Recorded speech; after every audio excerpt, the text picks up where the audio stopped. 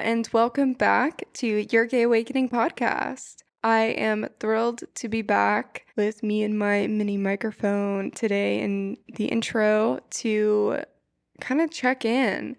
I'm thrilled to be doing this episode with Meg McCauley, who is a local Nashville creative here in town, and she's just an incredible person, not only, as a friend, as a human, but she creates some amazing artwork, and you should really check it out if you have the opportunity. I'll have all of her links in the description below. We jammed a few months back, and I didn't even know that she was a drummer, and so of course we had to jam together, and that was just so fun, and getting to sit down and then chat with her about what her life is like as a creative and even what it means to find balance as a creative. I just think it was an amazing conversation that, especially if you are somebody that's kind of in the entertainment industry or just a person that gets overwhelmed, I definitely think this is an episode that will really resonate for you. I know it definitely resonated for me, and hearing her journey in music and photography and fitness, it just really is this full circle experience of what it means to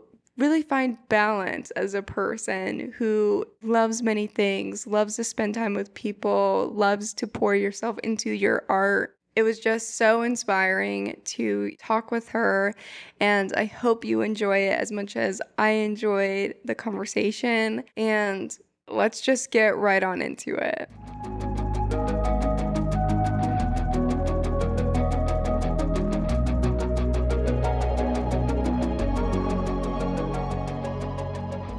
Hello and welcome. I am super excited today to be joined by Meg McCauley, who is a local Nashville photographer, and as I recently found out in the past few months, a drummer. Well, I used to drum a lot, back in the day, especially in college, and then I sold my drum set, unfortunately, to actually move here, and then I just stopped playing altogether. But since hanging around you, that has rekindled and yeah. Yeah, we've gotten to jam out a few times. It was really fun. So it's still in there. That It's is for sure. somewhere in there. Yeah, just a little, just nudge. Yeah.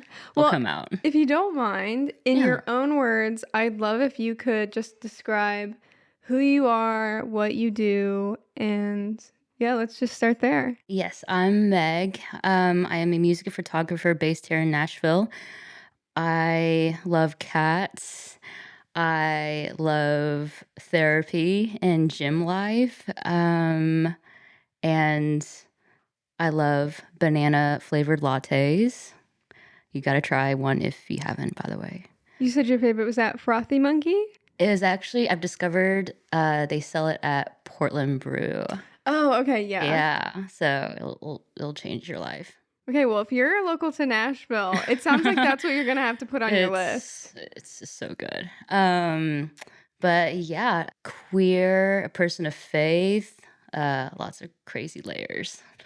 Yeah, absolutely. And I guess since you bring that up, I think that's kind of something that would be interesting to dive into a little bit is how do you feel your spirituality? And I know mindfulness and, as we were just kind of jumping right in, breathing techniques and things like that. How do you think that's all kind of played into your journey, especially as a creative, because we're in an industry that is very fast-paced, can sometimes be competitive if you let it be, right, if you're in that mindset. But how do you feel like these different aspects of your life kind of keep you grounded a little bit?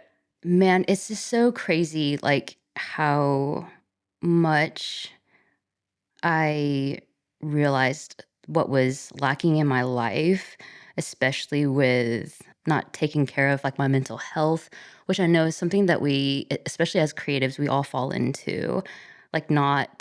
We know how to hustle and chisel away, and we know how to just do all the sleepless nights, but I don't know, I feel that sometimes we don't know how to really properly take care of ourselves. And that's something that has become very, very important to me. It's become really integrated in my life, especially like my physical health, my mental health. And once I started really, I guess, doing the work, the self work, especially with committing myself to going to the gym, even if it's like, what, 30 minutes, Mhm. whatever, to an hour before I start my day, before I go to the shoot, it just makes such a crazy difference. I don't know, just with like the little things like energy and like mental clarity and mood. And so it's one of those things where like it started off as just a choice and then a habit, and it's slowly becoming like a lifestyle. And I honestly, I feel like that's kind of the hardest thing to do. It's like once you like have that habit, making it into, like you said, a lifestyle, like that is, I feel, the hardest part. So Yeah. that's definitely Yeah. like really interesting to hear how like you've finally gotten to that point. Like how long do you think it really took for that to like fully integrate? Oh man, I started this journey a little over a year ago, especially after I came out to my parents and to started living out what it meant for me to be queer and Mhm. to embrace that. I feel that, verbally it's one thing, it's a separate process when you verbally like come out, but then also to have that kind of experience be lived out. That's something that I've been really focusing on. Yeah, so came out and I started I don't know, I hit just a really dark place in my life for the first time, and I hope that I never go back there again. But yeah, after came out and started realizing, man, I need to like change some things. Yeah, I started going to the gym. I have a mentor who's been like super instrumental in this journey that I've been on. So I sat down with him and he made a plan out for me. And so I've just been doing that and actually going to therapy. So for the first time, and so Yeah. it's been really amazing just trying to like stick to it, but also kind of see the beautiful things that have come out of this change. And so yeah, it's been great. I'm just like so happy to hear that for you because I Thank you. feel, obviously I got to know you a lot just through, obviously you knew my sister and you guys have been friends for a while. And Mhm. then really when we started like jamming out a little bit, obviously we would have some bonfires. Like it'd be like, oh Yeah. my God, like this Yeah. girl is so Oh, cool. And same. like then like really talking with you, it just like, you're so well spoken and it really just seems like you don't just say things to say things. It's like Mhm. you're really saying something with your words and then Mhm. putting it into action in your own life Mhm. to really better yourself. And honestly, it's really inspiring to see. Thank you. That means like a great deal to me. Thank you. And I mean, honestly, obviously, one of like the biggest things about you and even us, jamming out together and through Mhm. music. And Yeah. obviously, it seems that music has played like even a big part in like your photography journey.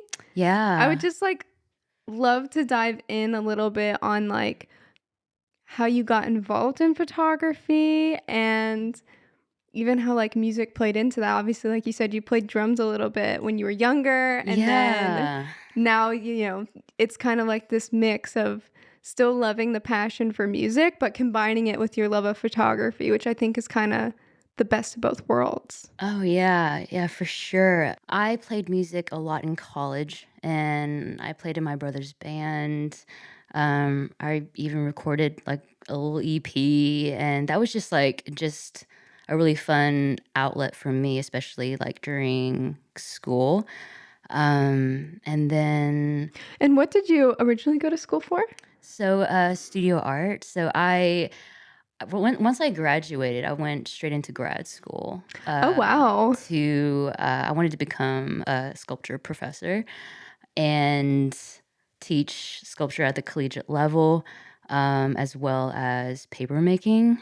And so, but I actually stumbled across photography after I withdrew from the grad program I was in. So I basically moved closer to home, and I wasn't doing any art. I was actually really just burned out on art, and my health had depleted. I was in a completely different stage in life. I was just trying to like piece myself back together and heal from just all the things that had happened after leaving grad school.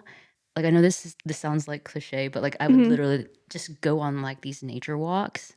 I had my phone and I would just like just take pictures of like flowers, and I words started coming to me, and I would like just make poetry and like combine my poetry, and like it could be a picture of like, I don't know, a duck, whatever, Yeah. and then like post it on like Pinterest, and that was like just poetry and like Oh, just a lot of wow. like visual like boards that I was just putting out there on the internet. And then one day I decided, I maybe I don't need words to communicate like how I feel. I can just use like just pictures.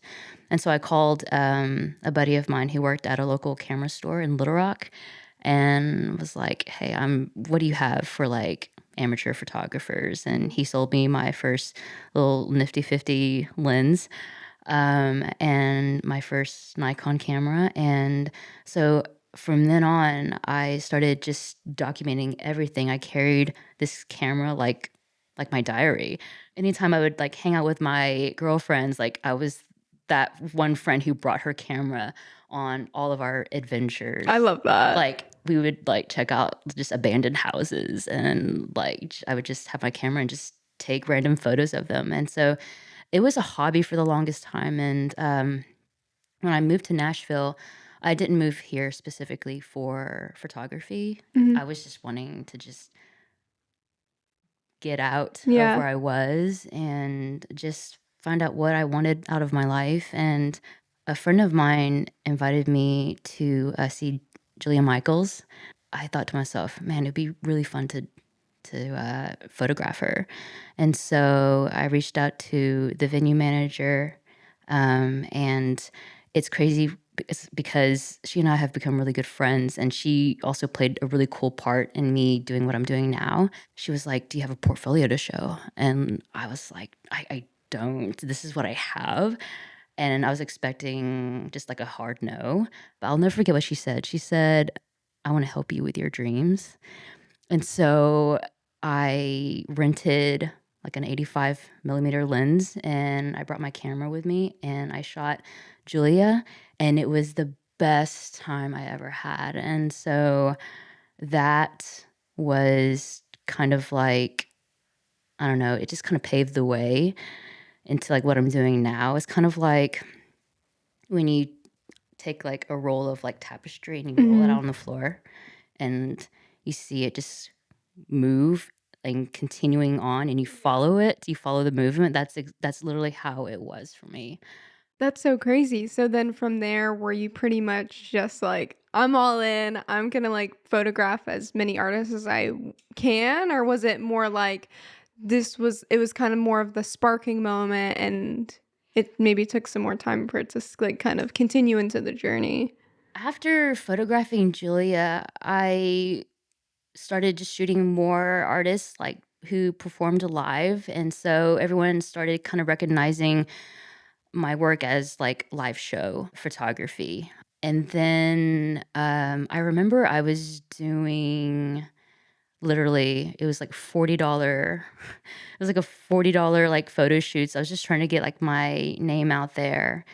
And I met up with someone, and we actually met on the pedestrian bridge Oh, downtown. wow. Yeah, and I was just doing my thing, and I heard someone singing, and I turned to my friend. And I was like, "Can we like follow where this singing is coming from?" And so I remember I was just walking and just trying to find where the singing was, and then I see this girl who's like with her guitar, a mic stand, an amp, and like a stack of business cards. Mhm. And everyone was passing her by. But she was like jamming out, having a good time. And of course, I went up to her and I was just like, "Hey, do you mind if I grab some shots of you?" And she was like, "Yeah, sure." And I just took a few pictures of her, and I grabbed a business card, and we exchanged socials. And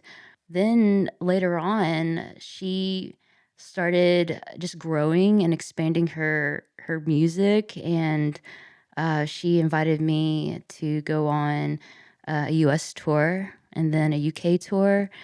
And so we did a lot of like projects together leading up to that, just like for like singles, album cover work. So I started doing a lot of like work with just artists in the area. It Mhm. wasn't just like concert stuff. It Yeah. was like it just kind of evolved into just that world.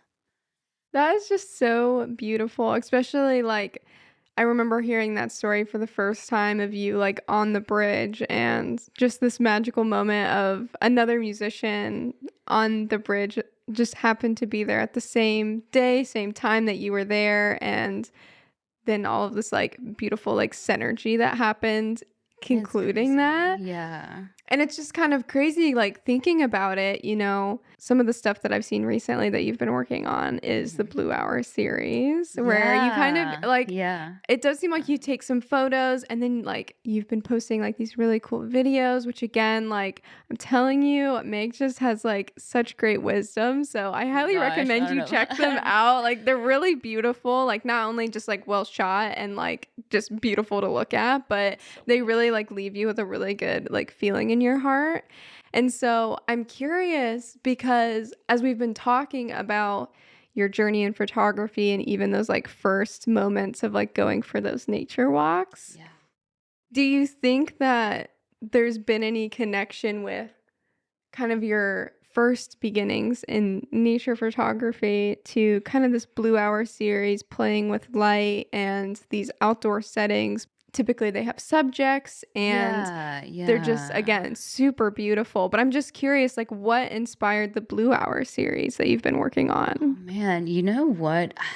I think as I started embarking on my own like healing journey, um, I don't know, I think that's how it kind of started with this personal project. And I call it the Blue Hour series because for one, I love that hour, like right Yeah. after the golden hour is where it's dusky and Which it's is kind of interesting to hear you say because I feel like most people would be like hitting for the golden hour. Like they'd be like, I want to do a yeah. golden hour series. And it's almost like you've Yeah. picked this time that, I mean, clearly it's still a beautiful time of day. It's called Mhm. Blue Hour. So it is this like Yeah. very special time, but I almost feel like it's like almost like a little bit of like the underdog, maybe of like the ideal time people would think to maybe go shoot Yeah. something. Yeah. I think well, I've always loved that hour. It's so moody. Hmm. It's my vibe. And so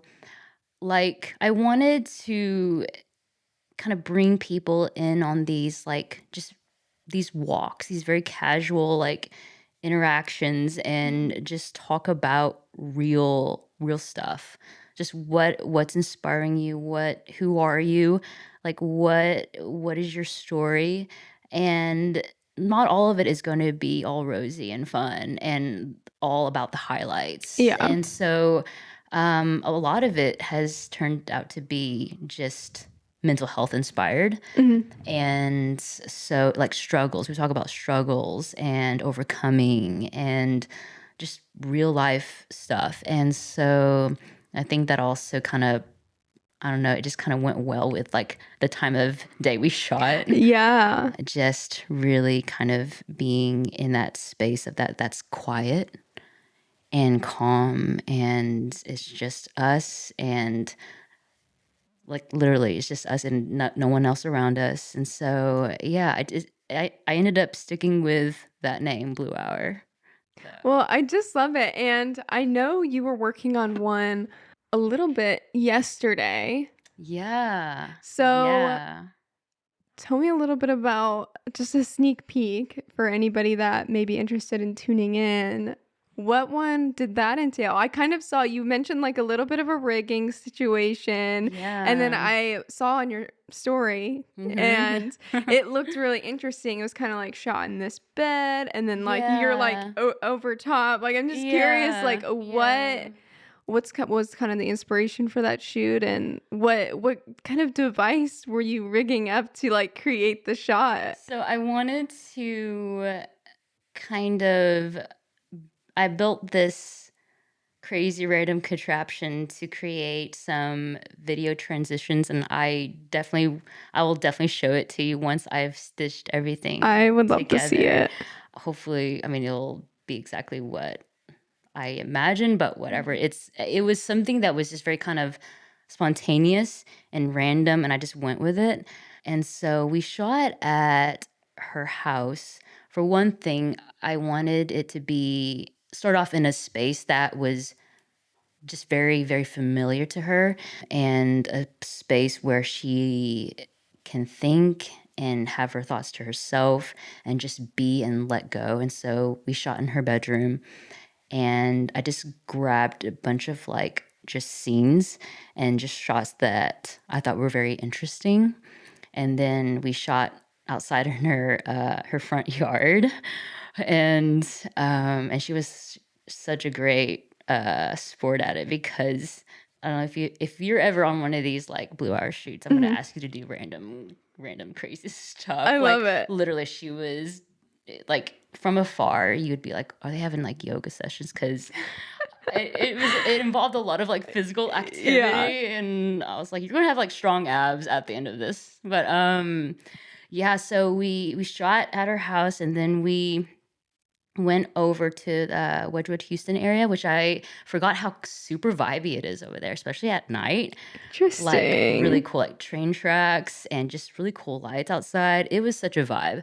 So along the way, I was taking photographs of her, but then also I did a lot of filming where we would just talk about just her journey. And usually like I have like a concept down of like what this is about, but I always just let there be a flow Yeah. and just let conversations come as they come naturally. And so yeah, we talked about just her journey, where she is now, and lifestyles, and like just overcoming just a lot of struggles. And yeah, it was really really cool, because we actually met up twice before actually filming this. We Really? met up for coffee twice, because her story was so in depth, Oh, and I wow. really wanted to get a good grasp of like where she was coming from. That was a really cool experience, just being able to like really get to know her and then go right into just creating together Ah, that is based so on beautiful. based on her story. And how did y'all originally meet each other? So we were already Instagram friends, but we had never officially met in person. And Isn't that like such a beautiful thing? How like nowadays we can literally just meet anybody online, yeah, and before you know it, they're like your new friend, and it's like a beautiful thing that can really come yeah. from the internet. Yeah, it's crazy, because we had been connected for definitely over a year, but I just knew that, especially based from what she was sharing on her stories, that she was a person of depth, and I knew that she had a really cool narrative to share.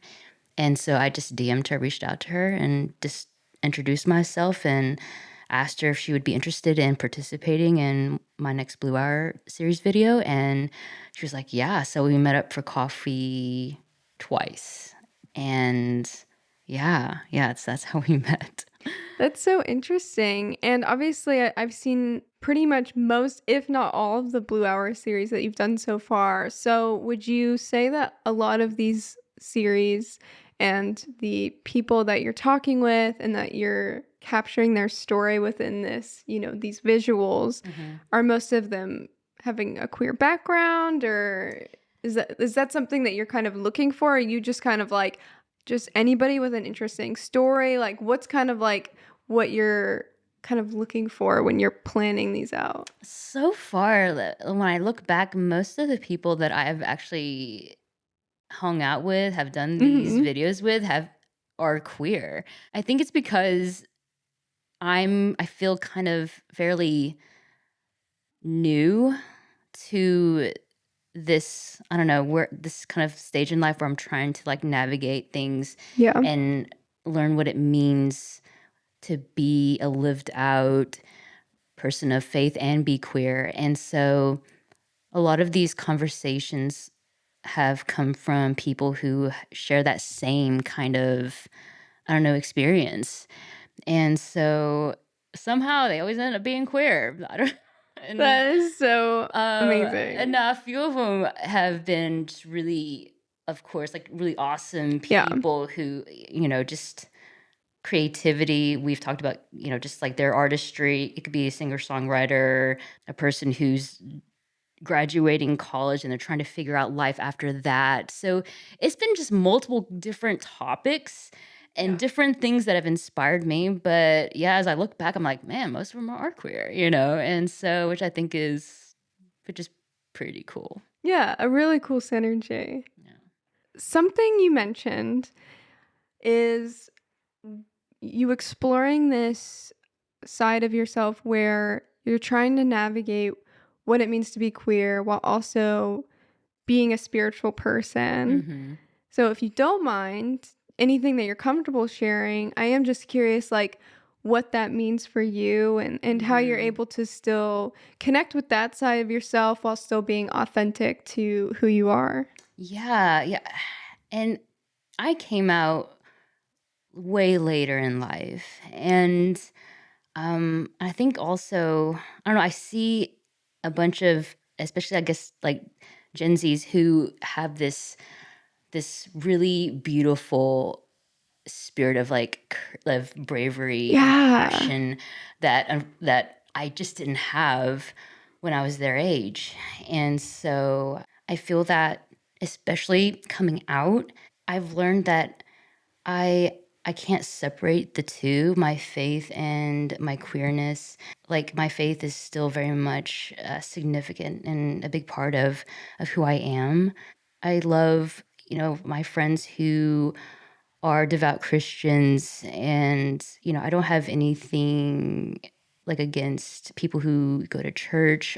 I'm still very like vigilant and sensitive to what's been going on, especially today, and so in recent events. But I don't know, it's been a really cool just new path that I'm on as far as finding out like I don't know, like what's real and what is true. Mhm. And it's been a very gentle and very sweet journey. And yeah, it's crazy. It's crazy. I just never thought that I would ever come to this place where I would actually be out because I kept that part of me hidden for like years and years. And so it's like, I don't know, the air is back in my lungs and I can breathe and just kind of step out into my own light. And yeah, Oh, I love that for you. That is so thank you. beautiful. Thank you. And I'm curious, so one of the big questions that I ask on this show is what was your gay awakening? So I'm curious for you. You're talking about how in your younger years, maybe you didn't feel as comfortable to be your most authentic self. Mm-hmm.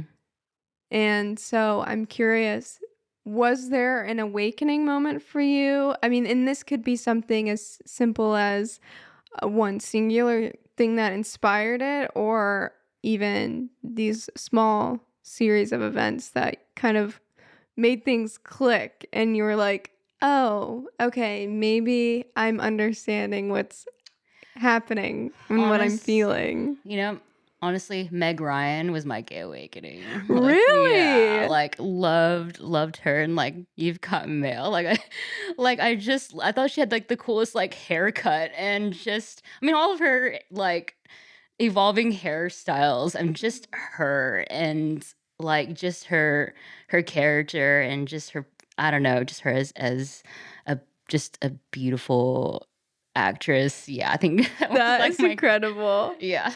But, I always knew, as a young child, I always knew. But I learned how to just, I don't know, to perform really well. And just to try to keep the peace and to not disrupt anyone else's personal lives. And so yeah, just over time, I just hid that part, but also, like would watch like I don't know, like queer movies like by myself and Have you ever seen The L Word? oh my gosh. So I'm gonna get so much like hate for this, but I've never seen one episode. Wow. Okay, well, I maybe we need to do like a little watch party or Yeah, something. yeah. I would totally love that. Me too. I think we watched one like queer movie together with some friends, but like Yeah. I've never seen the L Word, so I know that's crazy. If you had to pick a queer movie, whether it be while you were like growing up, kind of like watching alone and maybe like Mhm. learning a little bit more about Mhm. yourself, or even now in recent years, obviously there's been a lot more queer representation in movies and media, at least comparatively to, let's say, like 20 years ago. Is there Right. something that's been like your favorite? Oh my gosh. You know what? And it's crazy because like I lived with my parents during college, and so I feel like I just couldn't, I don't know, just watch whatever because we shared Yeah, like the same whatever like Netflix right. account. And so like I don't know, I feel like I didn't give myself enough time to really like even explore all the movies, all the books. And so I'm also kind of a little behind too, hence the L Word. And Hmm. so I recently have been slowly like exploring like I don't know, what was that one movie I watched recently? Portrait of like the Lady on Fire or Oh, something. yeah, Yeah. yeah. I've heard a Yeah. lot of good things about that. Yeah, that one I just yeah, my spirit left my body. I cried in 5 different languages. Yeah, I like haven't seen it yet. Oh my God, it sounds so beautiful. it's intense.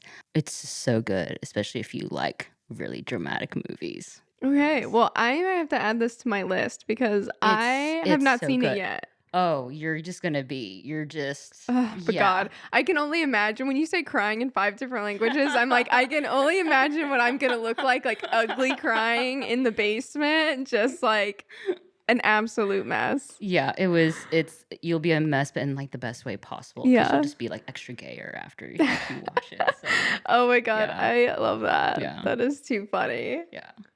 So I'm curious, as you've been kind of developing your art as a creative, and whether it be through like watching queer media or even just like experiencing local creatives, have you found any inspirations? Like whether that even be like musical inspirations from when you were a drummer to inspirations that kind of inspire you as a photographer. I just think it's really interesting because as musicians, it's like I feel like it's very common to be like, oh, like I'm super inspired by so and so, or so and so's songwriting like really had this like really profound effect on how I approach my art. And I'm just Right, curious right. like how that translates to photography and the work that you've been doing.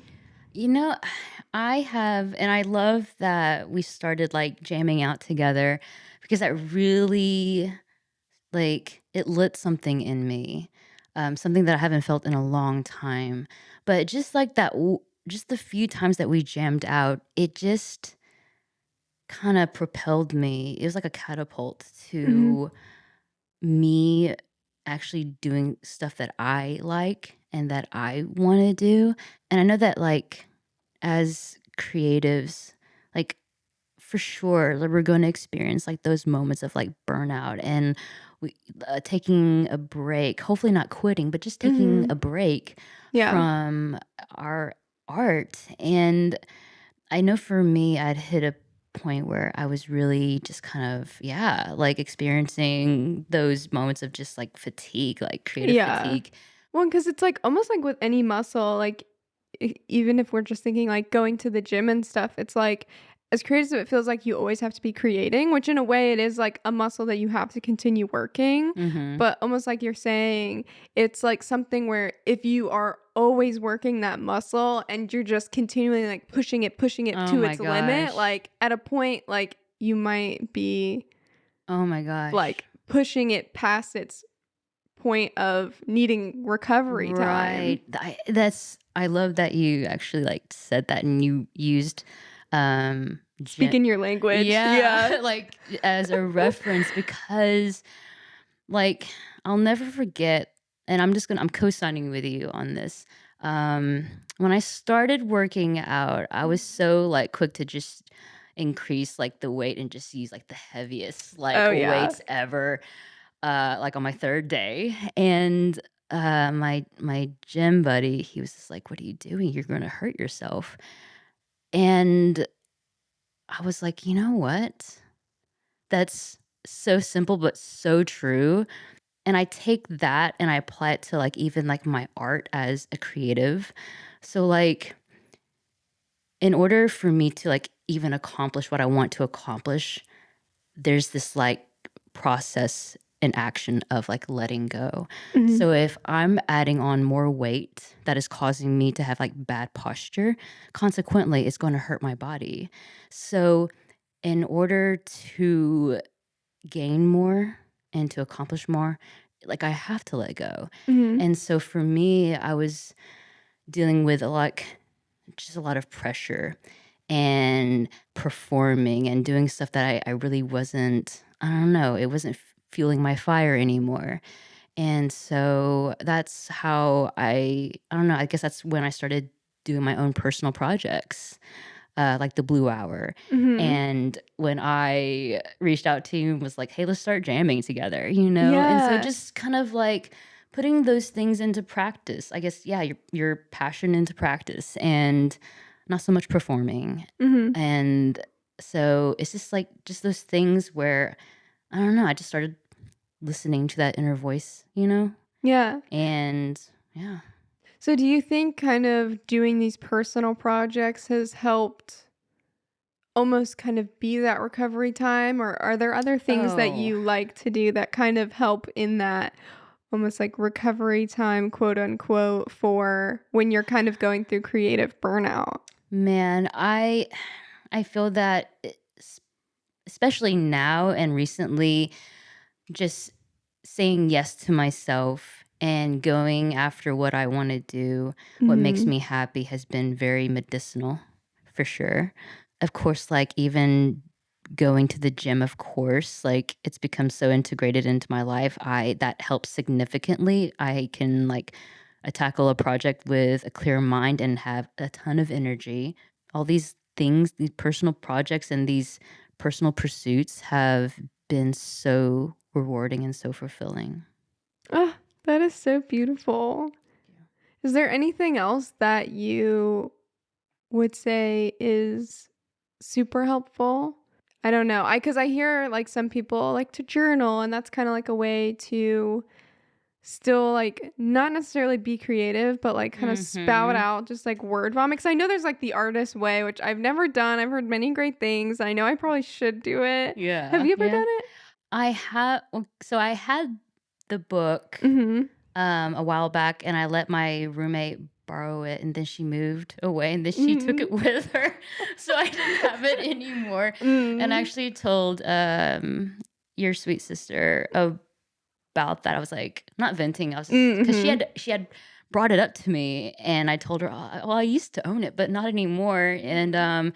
so she actually bought that book for me Oh, that's again. so sweet. Yeah, that was incredible of her. So I've been slowly revisiting that book. Yeah. But yeah, yeah, I think it has It's some. definitely, like, I feel like one of those things that, like, we were talking about earlier where it's, like, you almost have to, like, commit like, make it a habit, and then it Yeah. becomes the lifestyle, Yes. but it, like, almost, like, takes Yeah. time to, like, develop For that and make it sure, for happen. sure. I think, like, it's has done beautiful, like, beautiful things with people as far as, like, their own path and their creative journey, but I don't it's crazy, I don't even journal.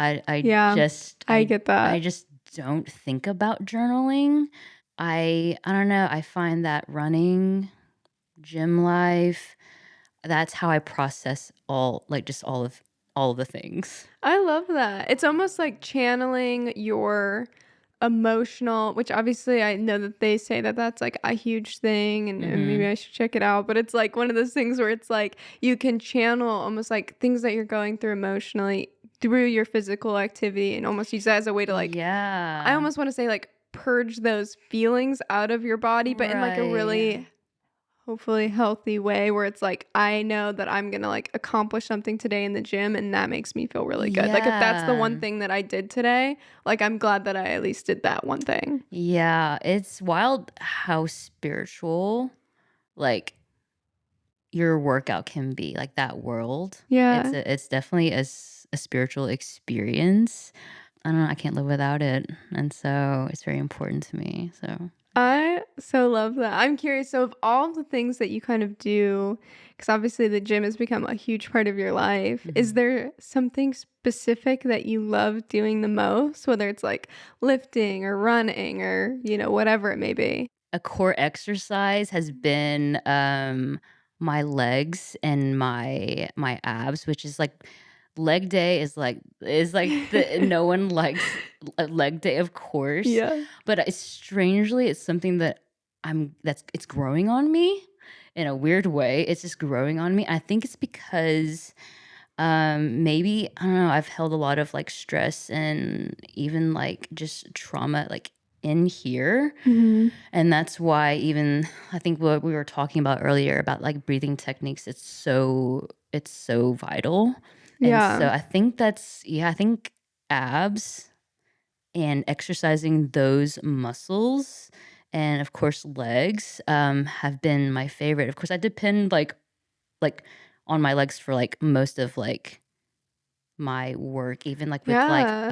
like, concert stuff, like, That's so true, honestly. normally, if I would, like, run a flight of stairs, like, I'm like a sweaty gremlin Yeah. by the time I'm at the top, but now that I've gotten used to, I don't know, like, this lifestyle, it's crazy just the amount of energy I have and how if I need to, like, even, squat down to, Mhm. like, get a particular angle of someone, as they're playing, like, I don't know, like, I just my legs are not I don't know, I don't feel like they're gonna give out on me Yeah. as they It's used so to. funny you bring that up because now it like puts it into a whole new perspective for me. But like, so last night, I went to go see one of my favorite bands of all time, and we of course got to the show like an hour and a half early because I was like, Yeah. I You want the spot at the you have front, to. okay? You have to, yeah. Yes. And then so as we were standing there, obviously we stood there for an hour and a half. Then the show starts, Uh-huh. and the show was like 2 to 2.5 hours. They played a long set, which Wow. I loved. It was incredible.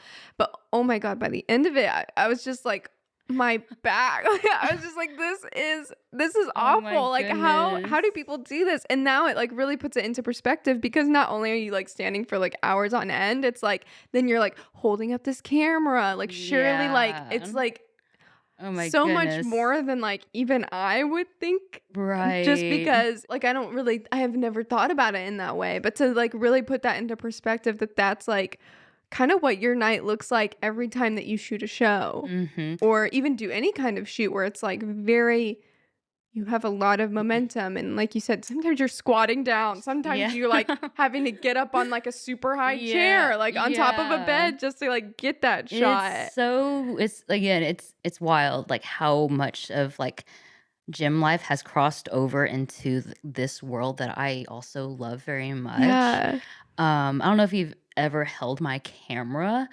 It's I have literally not. it is like you've seen it. I've seen it and It's it looks heavy. it's it's like a transformer's hand. It's just a chunk of Yeah. just metal. Yeah. But now it's again, I've been taking, like, notes as I'm holding it, and I'm just positioning it. I have a better sense of control, Mhm. of it, and so I'm just like, I don't know, like, I'll be shooting someone, and then I'll think to myself, like, "Wow, I'm not, like, breathing so loudly." Like, I'm Yeah. actually, like I have a sense of, like, control of, like, just, like, my core, and I have a lot more energy. It's nuts. I've been telling all my friends, you just gotta like, I don't know, just try it out. Like, you don't have to be a member. Just try it Right. out, and just see Mhm. how you feel. And so I'm sure they're all tired of me like talking about it because that's all I talk about. But literally, that's how much it's changed my life. Well, and honestly, I mean, even for me, not that I've put it in action yet, but I mean, I find it really inspiring. And even as we've been talking, it's just so cool to see like how full circle it really does go. Hmm. So I'm curious as we wrap up our conversation today, which again, I cannot thank you enough for like being Oh my down to gosh, do this has been this. so fun. Like, I just think you're like literally one of the coolest people ever. Gosh, And it's a so to two-way be able street. It's a two-way street. and so just to hear you and like have sit down and have this conversation. And obviously after this, we're gonna go find a cool nature spot and Hell maybe yeah. test out some camera stuff. Hell But yeah. I am just excited that we've had this conversation. And as we Same. wrap up, I'd love to know whether they're local or international. Hmm. Who would you say right now is maybe one of your favorite queer artists and why? And maybe I can even broaden it up. Obviously, as a photographer, obviously, and as an artist, I guess this could really be anybody, musician, artist, creative, anybody. Oh my goodness. Okay. I know this is Mm. going to be a tough This one. is a tough one. There's so many beautiful, gifted people out there that I so like musically admire. You know what? So I'm such a big I'm frozen in the early 2000s, like Yeah. forever. I don't even know if she's queer. I think she is queer. I don't Hmm. know. Like I've always loved Michelle Branch. I grew up listening to Oh, I her, love it. and I don't know, I'm just like maybe like hopeful maybe she is like a little tiny bit What's one of your gay. favorite songs? Oh my gosh. Goodbye to You. Oh, I used to jam out to that like with my windows down driving, hmm. like back roads, like in the summer, fireflies, Yeah, jam just blasting that song. that's incredible. But there's so many queer like artists out there that I'm Hmm. just like, oh my goodness, that's so. I might have to circle back to that Okay. for Yeah, yeah. sure. I wish I could have give you like a very specific, solid answer. I mean, I think you're off to a great start. We're actually gonna have a Spotify playlist that accompanies the podcast, so Oh, we'll connect. sweet. If you have like All some right. songs you want to like throw up on there, just let me know. We'll make it happen. I'll I'll let you think about it for a I'll like bit. wake up around 2 a.m. Yeah. and be like, I know who it is, and then text you, but don't feel like you have to respond if it's like 2 a.m. in the morning. Oh yeah, well I love that. And again, I can't thank you enough for being a part of this conversation. And I'm gonna have, all the links for anybody that wants to support your art to find you. But is there anything that you'd want to promote? Right now, especially since I've been kind of on this role specifically, just like my personal project that I've just been working on, I think not that I don't know, I love making work and doing art with other people for sure. But I think the Blue Hour series has just been something that has really given me like really just unbridled joy. Yeah. And that's something that I have just been working really hard at. And so yeah, just that. So keep your eyes open and yeah. Cool. Well, it's a revolving series. So, again, if you want to check it out, I have all the links in the show notes, in the description. So, I really hope you check it out. It really is just this beautiful piece of art. And again, I cannot thank you enough for being a part of this. This has No, been so it's been fun. so fun. Thank you so much for having me. Yeah, absolutely. And be sure to tune in to the next episode of your Gay Awakening podcast. And we will see you next time.